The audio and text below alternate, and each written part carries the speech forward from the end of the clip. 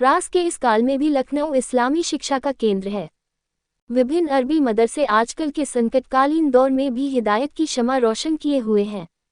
हिंदुस्तान के हर कोने से ईमान की गर्मी रखने वाले हृदय यहाँ आकर धार्मिक शिक्षा ग्रहण करते हैं तथा इस्लाम की अजमत कायम रखने में मददगार होते हैं। बदकिस्मती से वे दो संप्रदाय जिनके मदरसे लखनऊ में हैं, एक दूसरे को जहन्नुमी समझते हैं। लेकिन अगर हम अपनी आंखों से इस सांप्रदायिकरण की ऐनक उतार दें और ठंडे दिल से इन दोनों गिरोह के शिक्षकों और छात्रों पर नजर डालें तो हम उन सबके चेहरों पर ईमानी नूर की झलक पाएंगे जिससे उनके दिलो दिमाग मुनव्वर दीप्त हैं। उनके लंबे कुर्ते और चोंगे, उनकी कफश, खास बनावट की जूती और स्लीपर, उनकी दुपल्ली टोपियां, उनका घुटा हुआ गोल सर और उनकी पवित्र दाढ़ियां जिनके एक एक बाल को हूरे अप्सराएं अपनी आंखों से मिलेंगी, इस सब से उनकी पवित्रता और तपस्या टपकती है। मौलवी मोहम्मद दाऊद साहब बरसों से एक मदरसे में पढ़ाते थे और अपनी कुशाग्रता के लिए प्रसिद्ध थे। इबादत गुजारी का यह आलम था कि रमजान मुबारक में रात की रात कुरान व नमाज पढ़ने में गुजर जाती थी और उन्हें खबर तक न होती थी। दूसरे दिन पढ़ाते समय जब नींद परेशान करती तो छात्र समझते कि मौलाना साधना में लीन है और उठकर चले जाते। रमजान का मुबारक महीना हर मुसलमान के लिए रहमते इलाही है, खास तौर पर जब रमजान मई और जून के लंबे दिन और तपती हुई धूप के साथ पड़े। जाहिर है इंसान जितनी ज्यादा तकलीफ बर्दाश्त करता है उसी कदर ज्यादा सवाब का अधिकारी होता है। इन शदीद गर्मी के दिनों में अल्लाह का हर नेक बंदा एक बिफरे हुए शेर की मानंद होता है जो राहे खुदा में जिहाद करता है।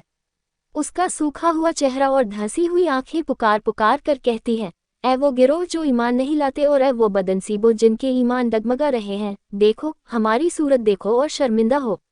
तुम्हारे दिलों पर, तुम्हारी सुनने की ताकत पर और देखने की नज़र पर अल्लाह पाक ने मोहर लगा दी है। मगर वो जिनके दिल खुदा के खौफ से थर्रा रहे हैं, इस तरह उसकी फरमाबरदारी करते हैं। यूँ तो माह मुबारक का हर दिन और हर रात इबादत के लिए है, मगर सबसे ज़्यादा महत्ता शबे कद्र रमजान की 27 तारीख की है। उस रात खुदा पाक के दरवाजे दुआओं की स्वीकृति के लिए खोल दिए जाते हैं। गुनाहगारों की तौबा क्षमा कबूल कर ली जाती है और मोमिन बेहद व बेहिसाब सवाब पुण्य लूटते हैं। खुशनसीब है वो बंदे जो इस शुभ रात को नमाज और कुरान पढ़ने में बिताते हैं। मौलवी दाऊद साहब कभी ऐसे अच्छे मौक़ों पर कोताही न करते थे। इंसान हर पलोक्षण न मालूम कितने गुनाह करता है। अच्छे बुरे हजारों ख्याल दिमाग से गुजरते हैं। क़यामत के हौलनाक दिन जब हर शख्स के गुनाह और सवाब तौले जाएंगे और रत्ती रत्ती का हिसाब देना होगा तो क्या मालूम क्या नतीजा हो। इसलिए बेहतर यही है कि जितना ज़्यादा सवाब मुमकिन है हासिल कर लिया जाए। मौलवी दाऊद साहब को जब लोग मना करते थे इस कदर ज़्यादा इबादत न किया करे तो वह हमेशा यही जवाब देते, मौलाना का सिन यही कोई 50 बरस का होगा। हालांकि कद छोटा था लेकिन बदन अच्छा था। गेहुआ रंग, तिकुन्नी दाढ़ी, बाल खिचड़ी थे। मौलाना की शादी 19 या 20 साल की उम्र में हो गई थी। 8वें बच्चे की पैदाइश के वक्त उनकी पहली बीवी का इंतकाल हो गया। 2 साल बाद 49 बरस के सिन में मौलाना ने दूसरा निकाह किया, मगर इन नई ब्याहता की वजह से मौलाना की जान संकट में रहती। उनके और मौलवी दाऊद साहब के सिन में करीब 20 साल का फर्क था। गो कि मौलाना उन्हें यकीन दिलाया करते कि उनकी दाढ़ी के चंद बाल जुकाम की वजह से सफ़ेद हो गए हैं, लेकिन उनकी जवान बीवी फौरन दूसरे सबूत पेश करती और मौलाना को चुप हो जाना पड़ता था। 1 साल के शदीद इंतजार के बाद शबे कदर फिर आई। अफ्तार रोजा खोलने के बाद मौलाना घंटे आध घंटे लेटे, उसके बाद स्नान करके मस्जिद में नमाज व दुआ पढ़ने के लिए फौरन चले गए। मस्जिद में मुसलमानों का हुजूम था। अल्लाह के अकीदतमंद और नेक बंदे तहमतें बांधे लंबी लंबी डकारें लेते हुए मौलाना दाऊद साहब से हाथ मिलाने के लिए लपके। मौलाना के चेहरे से नूर टपक रहा था और उनकी बातें गोया उनके ईमान की शुद्धता की गवाह बनकर सारे मजमे को प्रभावित कर रही थी। इशा रात की नमाज के बाद 1:30-2 बजे रात तक सवाब हासिल करने का एक लगातार सिलसिला रहा। उसके बाद सुबह होने के कुछ घंटे पहले ठंडी हवा की लिज्जत से मौलाना के जिस्म को जैसे नई जान मिल गई और मौलाना घर वापस चले आए। जमाही पर जमाही चली आती थी। शिरमाल, पुलाव और खीर से भरा हुआ पेट आराम ढूंढ रहा था। खुदा खुदा करके मौलाना घर वापस पहुंचे। रूह और जिस्म के दरमियान सख्त जंग जारी थी। मुबारक रात के अभी 2-3 घंटे बाकी थे जो इबादत में बसर किए जा सकते थे, मगर जिस्म को भी सुकून और नींद की बेइंतहा ख्वाहिश थी। आखिरकार इस पुराने परहेजगार इबादत गुजार ने रूहानियत अध्यात्म का दामन थाम लिया और आंखें मलकर नींद भगाने की कोशिश की। घर में अंधेरा छाया हुआ था, लालटेन बुझी पड़ी थी। मौलाना ने दियासलाई इधर उधर टटोली मगर वह न मिलनी थी, न मिली। सहन के कोने में उनकी बीवी का पलंग था। मौलाना दबे कदम डरते डरते उधर बढ़े और आहिस्ता से बीवी का शाना हिलाया। गर्मियों की तारों भरी रात और पिछले पहर की खुनकी में मौलवी साहब की जवान बीवी गहरी नींद सो रही थी। आखिरकार उन्होंने करवट बदली और आधे जागते आधे सोते हुए धीमी आवाज में पूछा, "ए क्या है?" मौलाना इस नर्म आवाज के सुनने के आदी न थे। हिम्मत करके एक लफ्ज बोले, "दियासलाई।" मौलवी साहब की बीवी पर अभी तक नींद हावी थी, मगर इस अर्धनिद्रा के आलम में रात की तारीकी, सितारों की जगमगाहट और हवा की ठंडक ने जवानी पर अपना जादू कर दिया था। यकबार की उन्होंने मौलाना का हाथ पकड़कर अपनी तरफ खींचा और उनके गले में दोनों बाहें डालकर अपने गाल को उनके मुंह पर रखकर लंबी लंबी सांसें लेते हुए कहा, "आओ लेटो।" एक लम्हा के लिए मौलाना का दिल भी फड़क गया, मगर दूसरे लम्हे में उन्हें हव्वा की आरज़ू, आदम का पहला गुनाह, जुलेखा का इश्क, यूसुफ की चाक दामानी, गरज औरत की गुनाहों की पूरी सूची याद आ गई और अपने पर काबू हो गया। चाहे यह उम्र का तकाजा हो या खुदा का खौफ या रूहानियत की वजह से, बहरहाल मौलाना फौरन अपनी बीवी के हाथ से निकलकर उठ खड़े हुए और पतली आवाज से फिर पूछा, "दियासलाई कहाँ है?" 1 मिनट में औरत की नींद और उसकी बेसाख्ता ख्वाहिश की उमंग दोनों गायब होकर कटाक्ष भरे गुस्से में बदल गई। मौलाना की बीवी पलंग पर उठ बैठी और जहर से बुझी हुई जबान से एक एक लफ्ज तौल तौल कर कहा, "बुढ़ा मुआ, 8 बच्चों का बाप बड़ा नमाजी बना है, रात की नींद हराम कर दी। दियासलाई दियासलाई, ताक पर पड़ी होगी।" एक सचमुच बूढ़े मर्द का दिल दुखाने के लिए इससे ज्यादा तकलीफ देने वाली और कोई बात नहीं हो सकती कि उसकी जवान बीवी उसे बुढ़ा कहे। मौलाना कांप गए मगर कुछ बोले नहीं।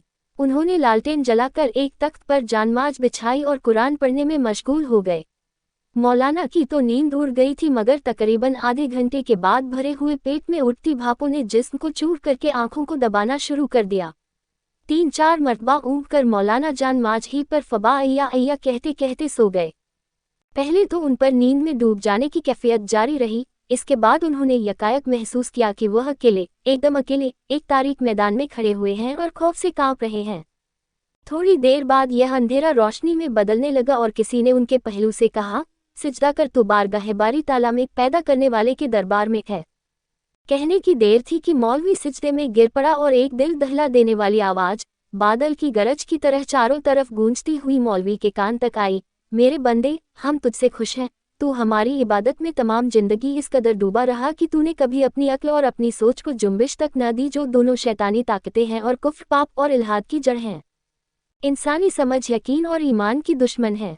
तूने इस राज को खूब समझा और तूने कभी ईमान के नूर को अकल के जंग से तारीक न होने दिया। तेरा इनाम कभी न खत्म होने वाली जन्नत है जिसमें तेरी हर ख्वाहिश पूरी की जाएगी।"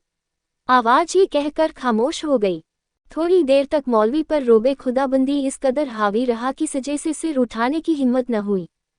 कुछ देर बाद जब दिल की धड़कन कम हुई तो उन्होंने लेटे लेटे कनखियों से अपने दाएं बाएं नजर डाली। उन आंखों ने कुछ और ही मंजर देखा। सुनसान मैदान एक आलीशान गोल कमरे में बदल गया था। उस पर कमरे की दीवारें जवाहरात की थीं, जिन पर अजीबो गरीब नक्काशियां बनी हुई थीं। लाल, हरे, पीले, सुनहरे और रुपहले जगमगाते हुए फूल और फल मालूम होता था दरों दीवार से टपके पड़ते हैं। रोशनी दीवारों से छन छन कर आ रही थी, लेकिन ऐसी रोशनी जिससे दीवारों को ठंड पहुंचे। मौलाना उठ बैठे और चारों तरफ नजर दौड़ाई। अजीब अद्भुत कमरे के चारों तरफ की दीवारों पर कोई 60 या 70 आदमकद खिड़कियां थीं और हर खिड़की के सामने एक छोटा सा दरीचा। हर एक दरीचे पर एक हूर खड़ी हुई थी। मौलाना जिस तरफ नजर फेरते, हूरें उनकी तरफ देखकर मुस्कुराती और दिल को लुभाने वाले इशारे करती। मगर मौलाना झेपकर आंखें झुका लेते। दुनिया का तहजीब याफ्ता परहेजगार इस वजह से शर्मिंदा था कि ये सब की सब हूरें सिर से पैर तक नंगी थी। सहसा मौलाना ने जो अपने जिस्म पर नजर डाली तो वह खुद भी इसी नूरानी जामे में थे। घबरा कर उन्होंने इधर उधर देखा कि कोई हंस तो नहीं रहा है, मगर सिवाय उन हूरों के कोई भी नजर न आया। दुनिया की लाज हालांकि बिल्कुल गायब नहीं हुई थी, लेकिन उसके अस्तित्व की सबसे बड़ी वजह गैरों का कटाक्ष और व्यंग्य जन्नत में कहीं नाम को भी न था। मौलाना की घबराहट कम हुई। उनकी धमनियों में जवानी का खून नए सिरे से दौड़ रहा था, वह जवानी जिसका ह्रास नहीं। मौलाना ने अपनी दाढ़ी पर हाथ फेरा और मुस्कुराते हुए एक खिड़की की तरफ बढ़े। हूर आगे बढ़ी और उन्होंने उस पर सिर से पैर तक नजर डाली। उसके जिस्म का दहकता हुआ चंपई रंग, उसकी कटीली आंखें, उसकी दिल को लुभाने वाली मुस्कुराहट। इस स्वर्गीय सौंदर्य से मौलाना की आंखें हटती ही न थी, लेकिन इंसान एक अच्छी चीज से भला कब तक सैर होता है। मौलाना के कदम उठे और वह दूसरी हूर की तरफ बढ़े। इस तरह वह हर दर जाकर थोड़ी थोड़ी देर रुकते, उन जन्नती हस्तियों के हर अंग को गौर से देखते और मुस्करा कर दुरूद, एक धार्मिक मंत्र पढ़ते हुए आगे बढ़ जाते।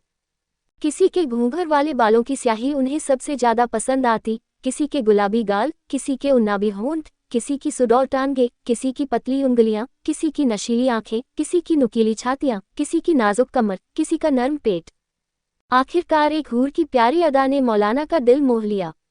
वह उचक कर उसके हुजरे कक्ष में दाखिल हो गए और उसे बेसाख्ता अपने सीने से लगा लिया। मगर अभी लब से लब मिले ही थे कि पीछे से कहकहे की आवाज आई। इस बेमौका हंसी पर मौलाना के गुस्से की इंतहा न रही। उनकी आंखें खुल गईं, सूरज निकल आया था। मौलाना जानमाज पर पेट के बल पड़े हुए कुरान पाक को सीने से लगाए थे। उनकी बीवी पहलू में खड़ी हंस रही थी।